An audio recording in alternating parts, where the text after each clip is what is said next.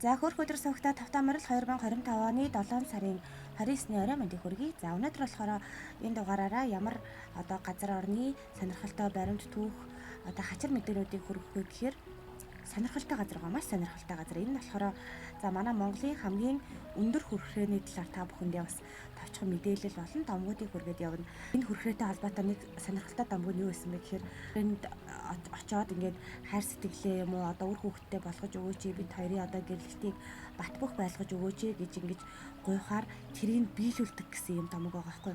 Энэ мэтчлэн яг энэ хүрхрээтэй холбоотой сонирхолтой домгуудыг нэрнийх нь утгыг бас та бүхэндээ тайлбарлаж өгнө. Тэгэхээр энэ бол маш сонирхолтой бичлэг болох байх гэж найдаж байна. Хүрхрээ маань Монголын хамгийн өндөр хүрхрээ.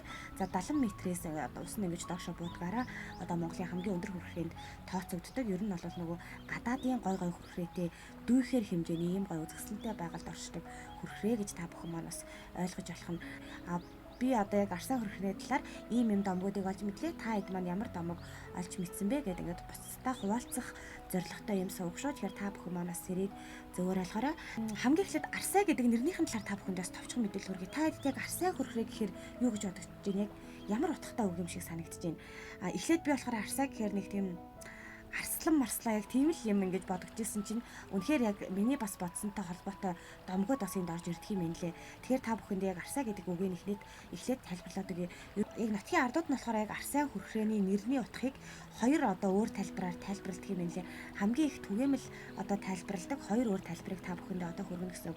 За нэгдүгээр болохоор арсаа гэдэг нь зарим хэл шинжээч нутгийн түүхчид болохоор энэ нэрийг ариусгах, арилгах гэсэн утгатай гэж бас үздэг юм байна. За ялангуяа хүрхрээний усыг нүглийг арилгах, сэтгэлийг цэвэрлэх өвдөстэй хэмээн бэлэгддэг уламжлалтай учраас арсаа гэж нэр өгсөн гэсэн нэг юм тайлбар явдаг бол дараагийнх нь болохоор арсаа гэдэг нь яг түрүүний миний хэлжсэн шиг арслан арсланлаг хүчтэй сүртэй гэсэн утгаар бас тайлбарладаг юм байна. Монголчууд ер нь бол нөгөө эрт дээр үеэс байгалийн сүр хүчийг араатан амьтдаа ингэж зүйрлдэг байсан юм байна. За жишээлбэл нөгөө барс хад, луугийн агууч гэдэг юм уу ийм уламжлалтай байснаас үүдээд арсланлаг сүр хүчтэй учраас арсаа хүрхрээ гэж нэрлэе гэсэн юм хоёр юм тайлбартай байна. Нэг за домог нь болохоор нэгэн цагт энэ нутгаар арслан шиг сүрлэг амтан уул усаар хэсвчлэн явдаг байж тэр амтан арсайн голын хадан дээгүүр явхад нь тод мөрөө үлддэг байсан ба тэр мөрнөөс голын ус гардаг болсон гэдэг. Түүнийг нутгийнхан арсайн мөр гэж нэрлэж хүрхрээг бол яг тэр утгаар нь тэр нэрээр нь арсайн хүрхрээ гэж нэрлсэн гэсэн юм домог байна. Тэгээ дараагийнх нь болохоор эрт нэгэн цагт лам зүүн зүгт очиж ном сураад нутагтаа буцах замдаа энэ хүрхрээний дэргэд бууж гүн бясалгалд оржээ. Тэр лам усанд орон ариусны дараа бие сэтгэл нь цэвэршиж гэгээрэлт хүрсэн хэмээн домголдог гэсэн байна. За тэгэхээр эхний хоёр домгон дээр л бараг түрүүний нөгөө нэг арсаа гэдэг нэрийг тайлбарлаж ирсэн хоёр яг санаа гараад ирж байгаа. Хамгийн эхнийх дээр бол нөгөө тийм арслан шиг том юм амтан явдаг байснаас үүдээд арсаа гэж нэрлсэн гэсэн бол хоёр дахь нь лам байж агаад энэ хүрхрээнд ороод гэгээрэлт хүрсэн ариуссан гэсэн юм хоёр домог байна. За дараагийнх нь болохоор уулын гүнд орших усан л ус нартаа тэмцэлдэж ялагдаад энэ газрын гүнд хоригдсон гин. Лусын уй гашуу нулимс нь хадан хясаанаас асгарах мэт урсах нь арсайн хүрхрээ хэмээн ярьдаг гэсэн ийм нэг домог байна. За дараа нь болохоор яг түрүүний миний нөгөө эхлэл хэсэг дээр ярьжсэн шүү дээ гэрлэх хүслийг биелүүлдэг ариун газар гэсэн юм домог байгаа. За Эртнээс нутгийн ард түмний дунд гэрлэх хүслийг биелүүлдэг ариун ус гэж хүндлэгдсэн газруудын нэг бол энэ арсайн хүрхрээ. За уламжлал ёсоор залуу хосууд арсайн хүрхрээний дэргэд очиж хайр сэтгэлээ баттгах залбирал үлддэг ба тус газар нь тэдний хамтын амьдралд аз жаргал, амжилт авчрах бэлэгдэлтэй хэмээн үздэг байлаа. Яг тэр хүрхрээний сүр хүчтэй ингээл ус нь ингээл мөнхөө ингээл урсж идэг нь болохоор тухайн гэр бүлийн ингээд аз жаргал, хайр сэтгэл нь болохоор ингээд мөнхөд яг энэ хүрхрээ шиг ингээд тасардаггүй хүчтэй юм байдгаа гэсэн юм гоё домог байгаа байхгүй. Тэгэхээр надад энэ домог бол бүр үнэхээр их таалагдсан. Үрийн даллага дагуулдаг хүрхрээ гэж бас нутгийнхаа үздэг юм байна. За үр хүүхэдгүй айл арсайн хүрхрээний усанд залбирахад үрийн буянтай болдог гэсэн хууч яриа яригддаг юм байна. За тэгвэл дараагийнх нь болохоор хордол сардгийн нуруунд нэгэн аврах луу амьдардаг байсан. За луу цанхаараа уулын цас мөсийг хайлуулан урсгаж хүрхрээ бий болгодог байсан гэдэг.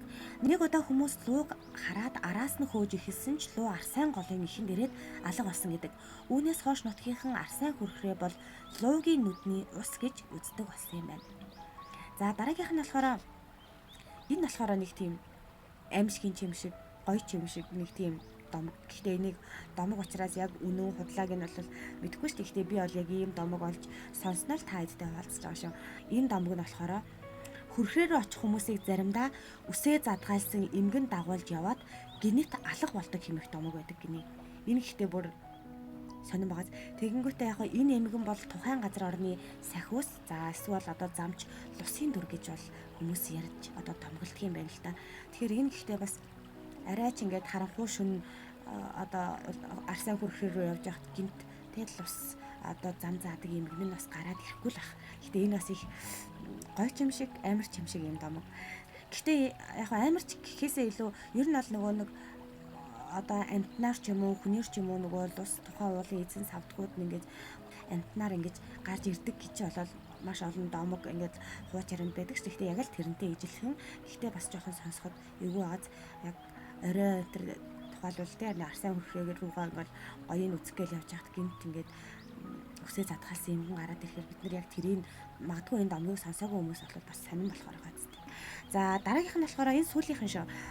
Эрт нэгэн цагт сайхан сэтгэлд хатан нөхөр хүүхдэд дагуулan дарахтын хотхорт суурьшсан. За гэвч дайснууд тэднийг хөөн ирэхэд хатан уулын ам руу зүгтснаар хүрхрээний дэргэд ирж миний үрсийг авраач хэмээн уул усанд даатхан нулимс унагсан гэдэг.